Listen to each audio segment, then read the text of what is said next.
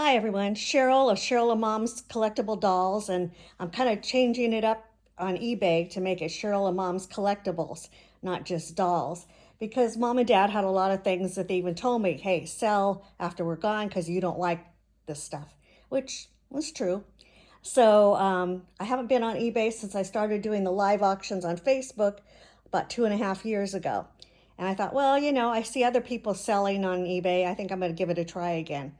So this is what I've sold since last Friday. So today is Tuesday. So what? Friday, Saturday, Sunday, Monday, 5 days. So first off, this is called Spiral Eagle. Whoa, bronze statue. It's just beautiful, and it was my mom's, my mom and dad's, and it's on like all this bronze, and it's signed and everything. And it's sold on eBay for $275. Then we have this beautiful lady. This is by Rusty. Her name is Avante. And I need to straighten her up a little. Her dress is coming off her shoulder, but nothing, it's not a permanent thing. I can just fix it. So she is 42 inches tall and porcelain in perfect condition. And her face is like unbelievably beautiful. And she sold this week for $280 plus shipping. And then today I did have a short Facebook auction of doll accessories and clothes. So you can kind of get a handle. I had like mystery bags. So we sold these. There's a couple wigs. This was an American Girl cabinet. There are more wigs. One of the ladies bought a lot of the wigs I had, and I didn't even sell all of them because I need to go through the rest of them and see what they are. Another lady bought this Darley bonnet and a whole stack of clothes and pillows for the bedding for the dolls. And then, don't look at her because I'm fixing her for somebody else, but this whole stack went to one of my other buyers. Look at this hand-embroidered pillowcase with the pillow in it. That has to be antique. And beautiful clothes. I didn't even know I had a lot of these. They came in lots when I bought big lots of dolls, and I just kept putting them aside, didn't want to deal with them, and so I finally did. Here I have, some of them sold, I did like $6 for a bag, or that embroidered pillow was $3. So I was doing things cheap today. This set is China from occupied Japan. China, it sounds funny.